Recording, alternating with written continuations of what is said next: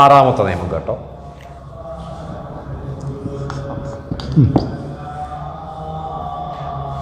Proverbs, Malayalam പഴഞ്ചൊല്ലുകൾ. ഈ വർത്തമാനകാലത്തോ ഏത് കാലത്തോ ഇരുന്നിട്ട് ആരോടെങ്കിലും പറയുന്നുണ്ടെങ്കിൽ അത് സിമ്പിൾ പ്രസൻറ്റൻസിലേ പറഞ്ഞോളൂ. നോക്കി, example: all that glitters is not gold. മിന്നുന്നതെല്ലാം പൊന്നല്ല. പറയുമ്പോൾ ഞാൻ ശ്രദ്ധിച്ചു നോക്കി. all that glitters ആണ് ഇതിലത്തെ സബ്ജക്റ്റ്. അത് കഴിഞ്ഞിട്ട് ഞാൻ വെർബ് എഴുതി നോക്കി. ഈസ് പ്രസൻറ്റ് വെർബല്ലേ ഇത്, വർത്തമാനകാല ക്രിയയല്ലേ, അതിൽ സിംഗുലറല്ലേ ഇത്. കാരണം ഇവിടെ സബ്ജക്റ്റ് കണ്ടാൽ പ്ലൂരലാണെങ്കിലും ഇത് സിംഗുലറാണ്. കാരണം നമ്മൾ നേരത്തെ ഒരു നിയമം പഠിച്ചു കോൺകോഡിൽ, പ്രോവർബ് സബ്ജക്ട്സ്, പഴഞ്ചൊല്ലിലെ കർത്താവ് എപ്പോഴും സിംഗുലറായിട്ടേ പരിഗണിച്ചോളൂ.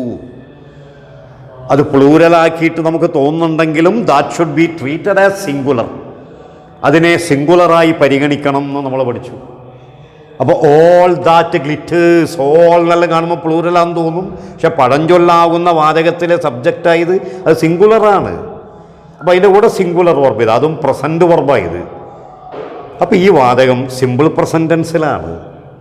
അങ്ങനെ പറഞ്ഞോളൂ, കാരണം ഇതൊരു പ്രോവർബാണ്, പഴഞ്ചൊല്ലാണ്. മറ്റൊന്ന്, യൂണിയൻ ഈസ് സ്ട്രെങ്ത്. യൂണിയൻ എന്നും പറയും, യൂണിറ്റി എന്നും പറയും. ഐക്യമത്യം മഹാബലം. ഇതാ യൂണിയൻ കഴിഞ്ഞിട്ട് ഈസ് പ്രസന്റ് വർബ്. ഇനി മൂന്നാമത്തെ example: A rolling stone gathers no moss. എന്നർത്ഥം ഉരുളുന്ന കല്ല് പാവി പിടിക്കില്ല, പായൽ പിടിക്കില്ല. ഉരുളുന്ന കല്ലിനൊരിക്കലും പാവി പിടിക്കൂല, പായൽ പിടിക്കൂല. പറഞ്ഞാൽ ജീവിതത്തിൽ നമ്മളിങ്ങനെ എപ്പോഴും ഉരുണ്ടുകൊണ്ടിരുന്നാൽ, ഹാർഡ് വർക്ക് ചെയ്തുകൊണ്ടിരുന്നാൽ ഒരു ക്ഷീണവും വരൂല, എല്ലാം നേടാനും കഴിയും. എ റോളിംഗ് സ്റ്റോൺ ഗാഥേഴ്സ്, കണ്ടോ, gathers present verb. 4, slow and steady, study അല്ല സ്റ്റഡി, വിൻസ് ദ റേസ്. പയ്യത്തിന്നാൽ പനയും തിന്നാൽ, അല്ല മെല്ലെ തിന്നാൽ മുള്ളും തിന്നാം. സ്ലോ ആൻഡ് സ്റ്റഡി, ആൻഡ് ചേർത്തിട്ട് രണ്ട് വ്യത്യസ്ത വാക്കുകൾ കണക്ട് ചെയ്താൽ അത് പ്ലൂരലായി പരിഗണിക്കണം എന്നാണ് പൊതുവേ ഇംഗ്ലീഷ് ഗ്രാമർ പറയുന്നത്. ഇതിപ്പോൾ സ്ലോ ഒരു വാക്കാണ്, സ്റ്റഡി വേറെ, രണ്ട് വ്യത്യസ്ത വാക്കാണ്. അപ്പോൾ ആൻഡ് കൊണ്ട് യോജിപ്പിച്ചാൽ അത് ശരിക്കും പ്ലൂരൽ ആവേണ്ടതാണ്. പക്ഷെ ഒരു പഴഞ്ചൊല്ല് വാചകത്തിലെ സബ്ജക്റ്റായിരുന്നു. This is a proverb sentence. അപ്പോൾ അതിലെ സബ്ജക്റ്റ് എപ്പോഴും സിംഗുലറായിട്ടേ പരിഗണിച്ചോളൂ. പ്ലൂരൽ പോലെ അത് തോന്നുമെങ്കിലും അത് സിംഗുലറായിട്ടേ പരിഗണിച്ചോളൂ. അപ്പോൾ അതിൻ്റെ കൂടെ സിംഗുലർ വർബ് തന്നെ എഴുതിയതാ, എസ് ഉള്ള വർബ്. ഇനി വാചകം മൊത്തം സിമ്പിൾ പ്രസൻറ്റൻസിലാണ്. അതിന് കാരണം this is a proverb. Proverbs is to be written or expressed in simple present tense. Number 5, time and tide. Time and tide, TID, waits no man. അർത്ഥമില്ലേ? കാലം ആരെയും കാത്തു നിൽക്കില്ല. Time and tide waits no man. അപ്പോൾ ഇതിൽ നിന്നെല്ലാം കണ്ടത് എന്താ കുട്ടികളെ? ഏത് പ്രോവർബ് നിങ്ങൾ ഇംഗ്ലീഷിൽ ഏടെ പറയുന്നുണ്ടെങ്കിലും അത് സിമ്പിൾ പ്രസൻറ്റൻസിലേ പറഞ്ഞോളൂ. അതിൽ സബ്ജക്റ്റ് കഴിഞ്ഞപാട് പ്രസൻറ്റ് വർബ് എഴുതിക്കൊള്ളണം. ഇതുപോലെ ഇതാണ് 6ാമത്തെ റൂൾ. അപ്പോൾ സിമ്പിൾ പ്രസൻറ്റൻസിൻ്റെ 7th യൂസാണ് ഇനി പറയാൻ പോകുന്നത്. 7ാമത്തെ ഹാബിച്വൽ ആക്ഷൻ.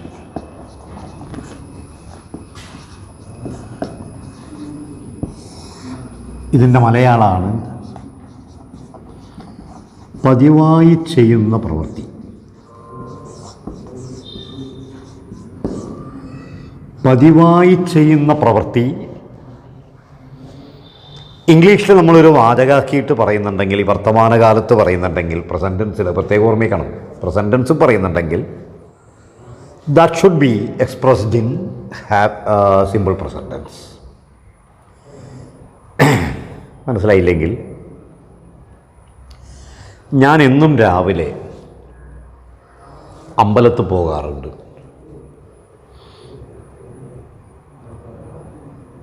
അയാൾ എന്നും വൈകുന്നേരം ലൈബ്രറി പോകാറുണ്ട് എന്ന് പറഞ്ഞാൽ ആ വാചകം കേൾക്കുമ്പോൾ തന്നെ നമുക്ക് മനസ്സിലായി അയാൾ ചെയ്യുന്ന ഒരു പതിവായ പ്രവൃത്തിയാണ്. അങ്ങനെയുള്ളതിനാണ് ഇംഗ്ലീഷിൽ ഹാബിച്വൽ ആക്ഷൻ എന്ന് പറയുന്നത്. അങ്ങനെയുള്ള വാക്യങ്ങൾ ഇംഗ്ലീഷിൽ നമ്മൾ എവിടെ പറയുമ്പോഴും അത് സിമ്പിൾ പ്രസൻറ്റൻസ് പറയണം എന്നാണ്. എന്ന് പറഞ്ഞാൽ സബ്ജക്റ്റിൻ്റെ കൂടെ പ്രസൻറ്റ് വെർബ് വെച്ചിട്ട് പറയണം. നോക്കിയതാ, I go to temple every morning. എല്ലാ രാവിലെയും ഞാൻ അമ്പലത്തിൽ പോകാറുണ്ട്. പറയുമ്പോൾ ഞാൻ ശ്രദ്ധിച്ചു നോക്കിയേ, സബ്ജക്റ്റായ ഐക്ക് ശേഷം ഗോ എന്ന പ്രസൻറ്റ് വെർബ് എഴുതി. ഐ പ്ലൂറലായതുകൊണ്ട് ഗോ എന്ന് എഴുതിക്കൂടും, ഗോസ് എന്ന് എഴുതിക്കൂടാ. കണ്ടോ, ഈ സെൻറ്റൻസ് സിമ്പിൾ പ്രസൻറ്റൻസിലാണ്. എൻ്റെ അച്ഛൻ, മൈ ഫാദർ, പതിവായി usually goes to the library. കണ്ടോ, പതിവായി ദാ ഗോസ്, സിമ്പിൾ പ്രസൻറ്റൻസ്. അപ്പോൾ നമ്മൾ ഒരു ആക്ഷൻ, ഒരു പ്രവൃത്തി പതിവായിട്ട് ചെയ്യുന്നുണ്ടെങ്കിൽ അങ്ങനെയുള്ള വാചകങ്ങൾ സിമ്പിൾ പ്രസൻറ്റൻസിലേ പറഞ്ഞോളൂ. ഈ പതിവായി എന്നർത്ഥത്തിൽ ഇംഗ്ലീഷുകാർ ഉപയോഗിക്കുന്ന കുറേ സമയവാക്കുകളുണ്ട്, കുറേ ടൈമിംഗ് വേർഡ്സ് ഉണ്ട്.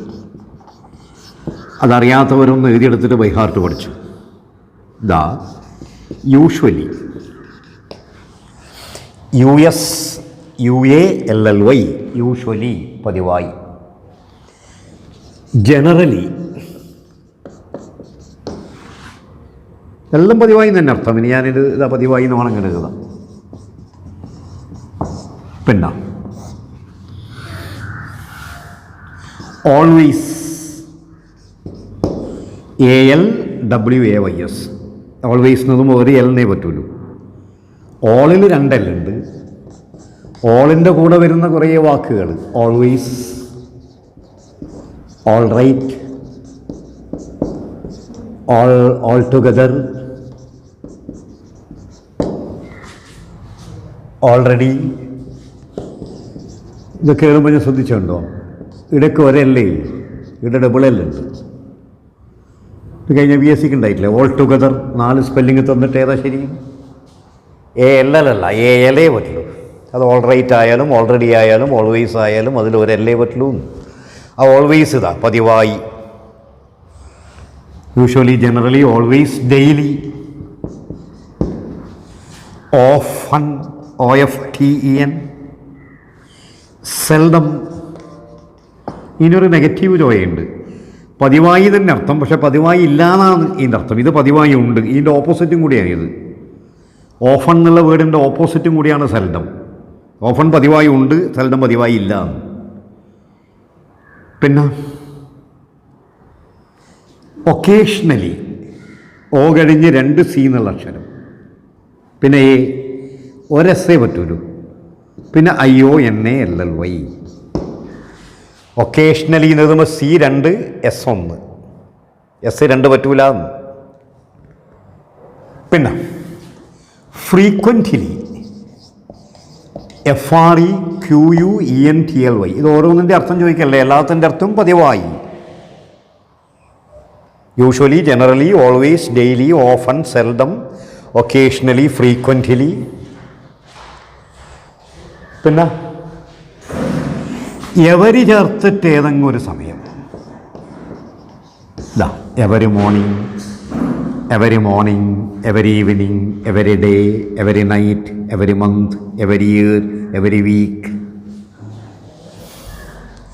അപ്പം ഇതിലേതെങ്കിലും ഒരു വാക്കൊരു സെൻറ്റൻസിൽ നിങ്ങൾ ഉപയോഗിക്കുന്നുണ്ടെങ്കിൽ ഒരു സംശയമില്ല, ആ വാചകം പ്രസൻറ്റ് ടെൻസിലാണ് പറയേണ്ടതെങ്കിൽ ആ വാചകം സിമ്പിൾ പ്രസൻറ്റ് ടെൻസിലേ പറഞ്ഞോളൂ. അപ്പോൾ പറ്റുമെങ്കിൽ നല്ല നിർബന്ധമായും ഈ ടൈമിംഗ് വേർഡ്സ് എല്ലാവരും ബൈ ഹാർട്ട് പഠിക്കുക. ഒന്നുകൂടി വായിച്ചു തരാം. Usually, USUALLY, usually. Generally, always, daily, often, OFTEN, seldom, occasionally, spelling തെറ്റിക്കല്ലേ, O കഴിഞ്ഞ് CCASI, 2 C 1 S, IONALLY. പിന്നെ ഫ്രീക്വൻ്റ്ലി, FREQUENTLY, യു കഴിഞ്ഞിട്ടൊരു ഇ ഉണ്ട്. പിന്നെ എവരി ചേർത്തിട്ട് ഏതെങ്കിലും ഒരു time, every plus time, every day, every morning, every year, every month, അങ്ങനെ. അപ്പോൾ ഇതിലേതെങ്കിലും ഒരു വാക്കൊരു സെൻറ്റൻസിൽ ഞാനിതാ ഇതുപോലെ നിങ്ങൾ ഉപയോഗിക്കുന്നുണ്ടെങ്കിൽ ഒരു സംശയവുമില്ല, അത് പ്രസൻറ്റ് ടെൻസ് വാചകമാണെങ്കിൽ അത് സിമ്പിൾ പ്രസൻറ്റ് ടെൻസ് തന്നെ പറയണം എന്നാണ്. അപ്പോൾ പതിവായി ചെയ്യുന്ന ഏത് ആക്ഷനും, habitual action is to be presented in simple present tense. ഇനി ഇന്ന് PSCക്ക് വന്ന 1-2 ക്വസ്റ്റ്യൻസ് വെറുതെ ഒന്ന് കാണിച്ചു തരാമല്ലോ. Balu usually dash at 6 AM. Balu usually dash at 6 AM. ഓപ്ഷനിൽ A is waking up, B woke up, C wake up, D wakes up. അപ്പോൾ ഓപ്ഷനിലെല്ലാം wake up ആയില്ലത്,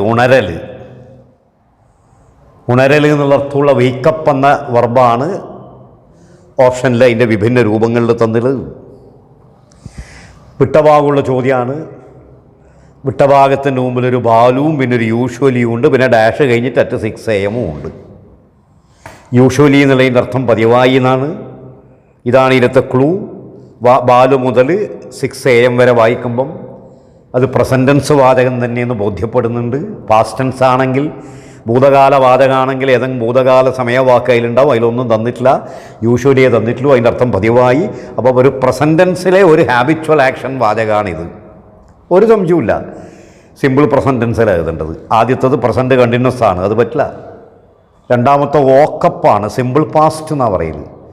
പിന്നെ വെയ്ക്കപ്പും ഉണ്ട്, വെയ്ക്സപ്പും ഉണ്ട്. അത് 2 എഴുതിയാലും പ്രസൻറ്റ് വർബായി, സിമ്പിൾ പ്രസൻറ്റായി. ബാലു ആണ് സബ്ജക്റ്റ്, സിംഗുലറാണ്. അപ്പോൾ എസ് ഉള്ള വർബാണ് ശരി. അപ്പോൾ വെയ്ക്സപ്പ്.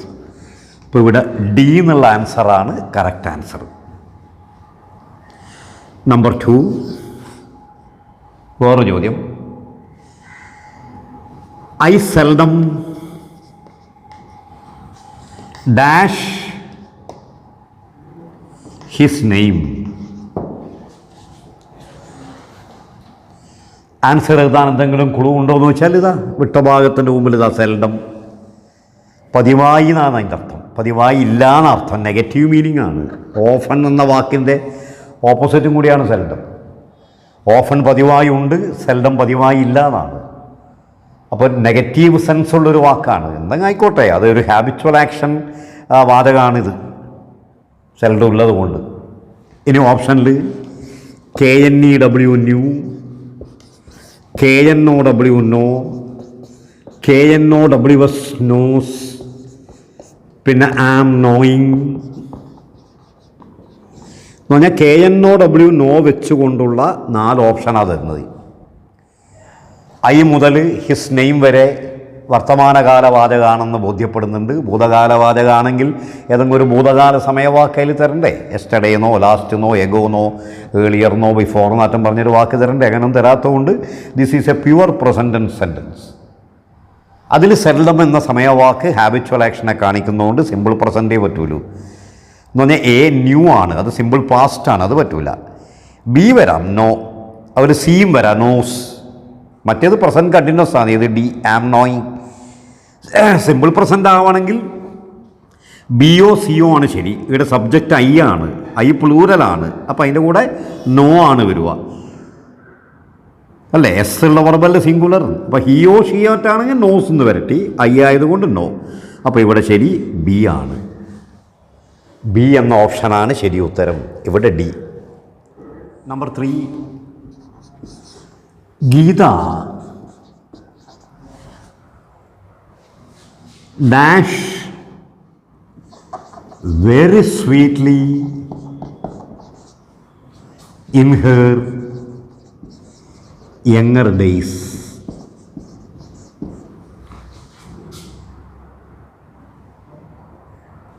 Sorry. Generally, Geeta dash very sweetly in her younger days. ഇതാണ് ക്വസ്റ്റ്യൻ. വിട്ടഭാഗമുള്ള ചോദ്യമാണ്. വിട്ടഭാഗത്തിൻ്റെ മുന്നിലോ പിന്നിലോ തന്ന വാക്കുകളിൽ ഇംഗ്ലീഷ് ഗ്രാമർ പറയുന്ന എന്തെങ്കിലും ഒരു ക്ലൂ ഉണ്ടോ നോക്ക്. മുമ്പിൽ തുടങ്ങുന്നിടത്ത് തന്നെ ഒരു ജനറലി കാണാം. അതിൻ്റെ അർത്ഥം യൂഷ്വലി, ജനറലി എന്നെല്ലാം പറഞ്ഞാൽ പതിവായി എന്നാണ്. അപ്പം ഹാബിച്വൽ ആക്ഷൻ വാചകമാണ് വരേണ്ടത് എന്ന് ഈ വാക്കുകളെ കാണിക്കുന്നു. ഓപ്ഷനിൽ സിങ് തരുന്നു, സിങ്സ് തരുന്നു, ഈ സിംഗിങ് തരുന്നു, സാങ് തരുന്നു. പാടുന്നു എന്ന മലയാള ക്രിയയുടെ ഇംഗ്ലീഷ് ഫോമാണ് സിങ്. അപ്പോൾ ഇതാണ് വെർബ്. അതിൻ്റെ സിങ് എന്ന രൂപവും സിങ്സ് എന്ന രൂപവും പ്രസൻറ്റ് വെർബാണ്. സിമ്പിൾ പ്രസൻറ്റ് ടെൻസാണ് അത് എഴുതിയാൽ കിട്ടുക. ഈ സിംഗിങ് എഴുതിയാൽ പ്രസൻറ്റ് കണ്ടിന്യൂസ് ആവും. സാങ്ങിന് എഴുതിയാൽ സിമ്പിൾ പാസ്റ്റ് ആവും. ജനറലി വരുമ്പോൾ സിമ്പിൾ പ്രസൻറ്റ് തന്നെയാണ് വേണ്ടത്. അപ്പോൾ സിങ്ങോ സിങ്സോ ആണ്. ഗീതയായതുകൊണ്ട് സിങ്സാണ് ശരി വേണ്ടത്. പക്ഷേ ഇവിടെ ഉത്തരം ഡി ആണ്. അതിന് കാരണം കുട്ടികളെ, ഈ സെൻറ്റൻസിൻ്റെ അവസാന ഭാഗത്ത് ഒരു ക്ലോസ് തന്നിട്ടുണ്ട്, ഒരു ഭാഗം തന്നിട്ടുണ്ട്. ക്ലോസ് എന്ന് പറഞ്ഞാൽ ഭാഗം.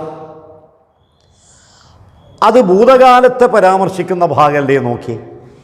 ഗീത പതിവായി ഗീത വളരെ മധുരമായി dash in her younger days. In her younger days എന്ന് പറഞ്ഞാൽ എന്താ?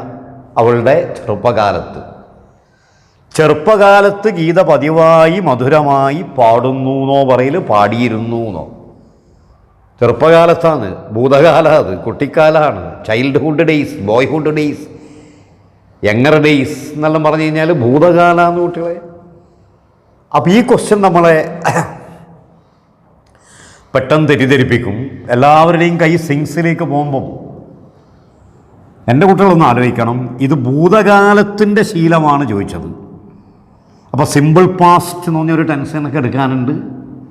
അതെടുക്കുമ്പോൾ അതിൻ്റെ രണ്ട് യൂസ് പറയുന്നതിൽ ഒരു യൂസ് ഇതാണ്: past habitual action is expressed in simple past tense. എന്താ ഇതിനർത്ഥം? പാസ്റ്റ് ഹാബിച്വൽ ആക്ഷൻ എന്ന് പറഞ്ഞാൽ ഭൂതകാല ശീലം. ഭൂതകാലത്തിലെ ശീലം എക്സ്പ്രസ് ചെയ്യൽ, അവതരിപ്പിക്കൽ സിമ്പിൾ പ്രസൻറ്റിലല്ല, സിമ്പിൾ പാസ്റ്റ് ടെൻസിലാണ്. പ്രസൻറ്റ് ടെൻസിൻ്റെ ഹാബിച്വൽ ആക്ഷനാണ്, വർത്തമാനകാലത്തിൻ്റെ ഹാബിച്വൽ ആക്ഷനാണ് സിമ്പിൾ പ്രസൻറ്റിൽ പറയൽ. പാസ്റ്റ് ടെൻസിൻ്റെ ഹാബിച്വൽ ആക്ഷൻ സിമ്പിൾ പാസ്റ്റിലാണ് പറയേണ്ടത്. ഈ സെൻറ്റൻസ് പാസ്റ്റ് ടെൻസിലാണെന്നുള്ളതിന് ഒരു ക്ലോസ് വെച്ചിട്ടുണ്ട് ഇടാ. ഇൻ ഹെർ യങ്ങർ ഡേയ്സ്, കുട്ടിക്കാലത്ത്, ചെറുപ്പകാലത്ത്. അവിടെ ജനറലിയായി ചെയ്തൊരു പ്രവൃത്തി എന്ന് പറഞ്ഞാൽ സിമ്പിൾ പാസ്റ്റാണ്. സിമ്പിൾ പാസ്റ്റ് ആവണമെങ്കിൽ സിങ്ങിനോ സിങ്സിനോ ആവില്ല, സാങ് ആണ്. ഗീതയുടെ കൂടെ സാങ് നേടിയാലാണ് സിമ്പിൾ പാസ്റ്റ് ആവുന്നത്. ഈ ക്വസ്റ്റ്യൻ 3-4 തവണ PSCക്ക് ചോദിച്ചു, ശ്രദ്ധിച്ചോളൂ. അപ്പോൾ usually, generally, always, daily, often, frequently, seldom, ever ചേർത്തിട്ടുള്ള സമയമൊക്കെ കാണുമ്പോൾ പെട്ടെന്ന് സിമ്പിൾ പ്രസൻറ്റ് മാർക്ക് ചെയ്തുകൂടാ. ചോദ്യത്തിൻ്റെ അവസാന ഭാഗത്തോ തുടങ്ങുന്ന ഭാഗത്താറ്റം ഭൂതകാല പരാമർശമുള്ള യെസ്റ്റർഡേ, ലാസ്റ്റ്, എഗോ, ബിഫോർ, അതുപോലെ in her younger days, in her childhood days, boyhood days എന്നൊക്കെ തന്നിട്ടുണ്ടെങ്കിൽ അത് കുട്ടിക്കാലമാണെന്ന് ഓർമ്മിക്കണം, ഭൂതകാലമാണ്. അപ്പോൾ അവിടെ സിമ്പിൾ പാസ്റ്റേ വരുള്ളൂ എന്ന് ഓർമ്മിച്ചോളാം. അപ്പം സിമ്പിൾ പ്രസൻറ്റ് ടെൻസിൻ്റെ